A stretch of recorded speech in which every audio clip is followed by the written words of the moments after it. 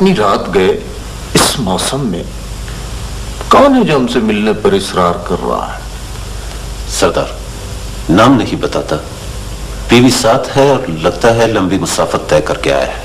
कोई मुसीबत ज़दा जुल्म से भागकर पनाह के लिए आया होगा। तुमने बताया नहीं कि हमारे इलाके में दाखिल होते ही उसकी जान, माल, इज्जत की हिफाजत हमारी जिम्मेदारी हो गई? सरदार, मैंने अपने यहाँ जगह और खाने की दावत भी दी, मगर सरदार वो आपसे मिलना चाहता है। बोलो।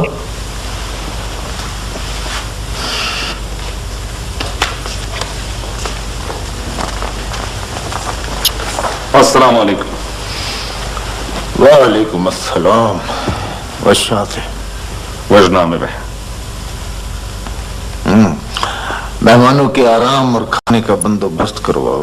नहीं सरदार, मुझे तन्हाई में आपसे जरूरी बात करनी है। पहले आराम तो कर लो, थके हुए आए हो। बात करने में हुजरत है सरदार। हाँ बाबा। तुमने सरदार का हुक्म नहीं सुना? वफादार साथी लगते हो।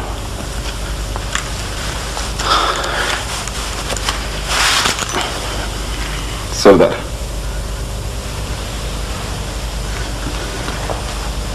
गो तुमने अपना चेहरा छुपाया हुआ है, लेकिन तुम्हारी आंखें बता रही हैं कि तुम पर एतमाद किया जा सकता है। तुम्हारी रगों में अच्छा खून है। मेरे अंदाजे गलत नहीं हुआ करते। तुम सरदारों के खानदान से हो। पहचानने के लिए हजार हजार तशक्कुर सरदार। हमें आपकी पनाह दरकार है। पनाह तो अल्लाह से मांगो, उसी की दस्तरस में है सब कुछ। जिसे वो पनाह नहीं देता उसका कहीं ठिकाना नहीं होता। लेकिन सरदार, हम अल्लाह से भागे हुए नहीं हैं। तो फिर मैं दुनिया की हर ताकत के मुकाबले में तुम्हारी हिफाजत का जिम्मा लेता हूं। और ये पनाह उसी वक्त शुरू हो गई थी जब तुमने मेरे इलाके में पहला सांस लिया था। मुझे इस सरदार की जबान पर भरोसा है। तुम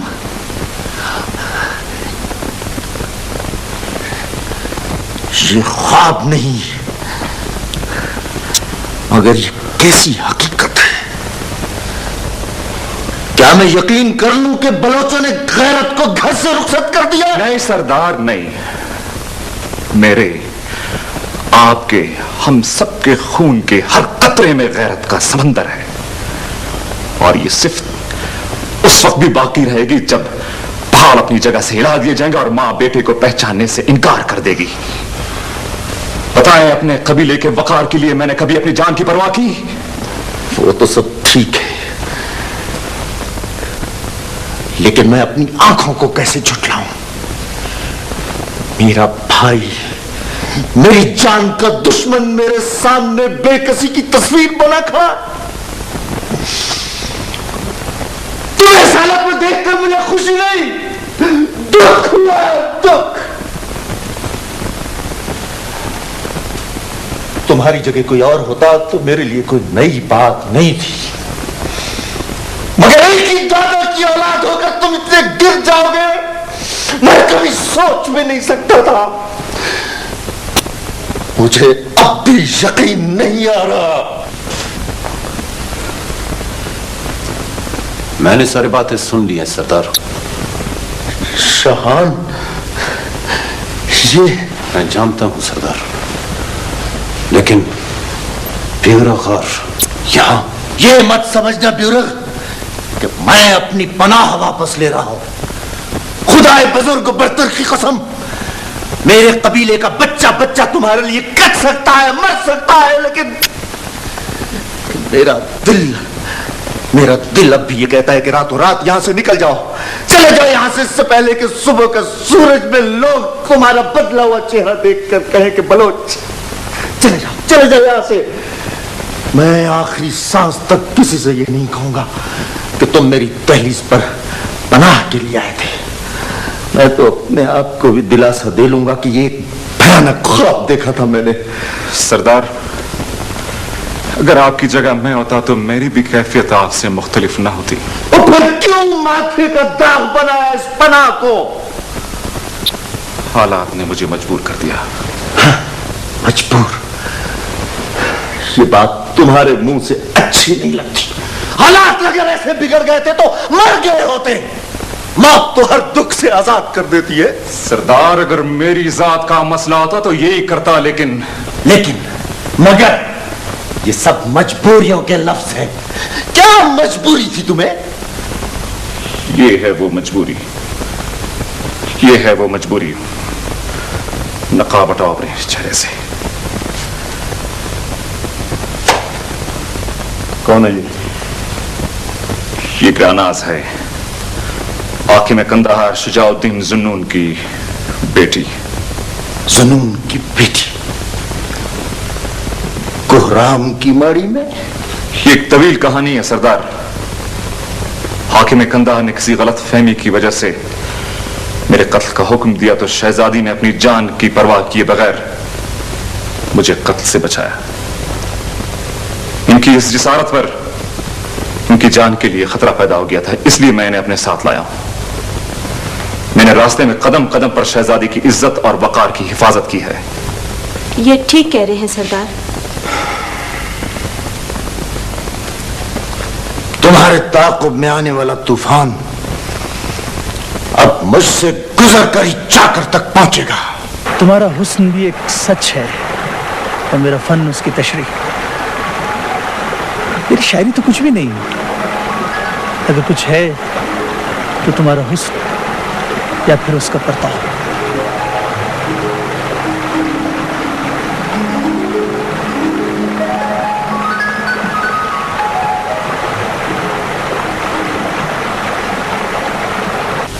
बाबा, दुश्मन सामने है, अब इंतजार किस चीज का?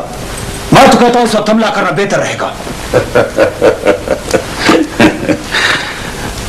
जंगी हिकमत अमली तुम मुझसे बेहतर नहीं समझ सकते। हमला सुबह किया जाएगा। मुझे मालूम था अमीर ज़नून ऐसी तेजी से आएगा। रामेन, जाओ जाओ, जाकर चाकर को तमाम सूरत हाल से आगाह कर दो। और हां, उससे यह भी कह देना कि ये इत्तला मैं इसलिए नहीं दे रहा कि मुझे उसकी मदद की जरूरत है, बल्कि उससे कहना होशियार रहे, दूसरा हमला ज़नून का उसी पर होगा।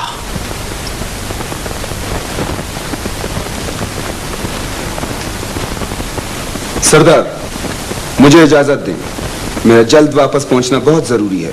ठहरो, फिल वक्त मसला ब्योरक की पनाह का नहीं, हमारी काका है, और ऐसे वक्त में कोहराम को तनहा नहीं छोड़ा जा सकता। कप्तान, फौज को फौरी कूच का हुक्म दो। शाहान, मेहमानों के खाने का बंदोबस्त करो। नहीं सरदार, मुझे मेरी साहबगोई पर माफ कर देना। मैं आपके घर का नमक नहीं खा सकता।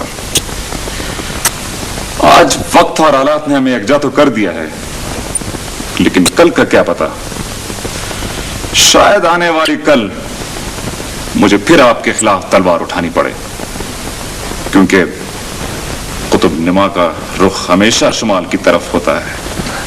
क्यों बालाज? सरदार। हाँ बाबा, मीर रामायण तहा नहीं पहुंचा। सरदार चाकर उसके साथ आपको मिलने के लिए आए।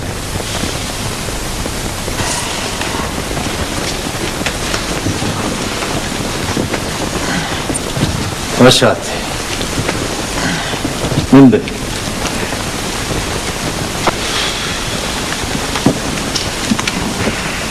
मीर गौराम, माजी की दुश्मनी का एक बाब वक्ती तौर पर खत्म हो गया। जिस नामूस की हिफाजत के लिए तुम तन्हा लड़ रहे हो, उस नामूस की हिफाजत के लिए हर हवाले से मैं तुम्हारा शरीक हूं। इसलिए कि अब यह मसला तन्हा तुम्हारा और ब्योरक का नहीं, जो हमारे दोस्त थे तकदीर ने उन्हें हमारे मुकाबला खड़ा किया है। मैं भी ये बोझ तन्हाई सह लेता, चाहे उसका अंजाम कुछ भी होता, लेकिन तुम्हारी शिरकत के हक को मैं रद्द नहीं करूंगा। वक्त ने मुझे जिस दश्त के किनारे लाकर खड़ा कर दिया है, इसमें मेरे इरादे का दखल बहुत कम था और हालात के वक्ती तकाजों का ज्यादा। अब इसे अपनी तकदीर समझो, जिसे मैं तन्हा भी सह सकता हूं। जो बर्दाश्त किया जा सकता हो, इसमें दूसरों को शामिल करना कोई बहादुरी नहीं। जो हुआ मेरे साथ हुआ, किस किस का एहसान उठाओगे? बेहतर है सब कुछ बहादुरों की तरह तन्हाई सह लो।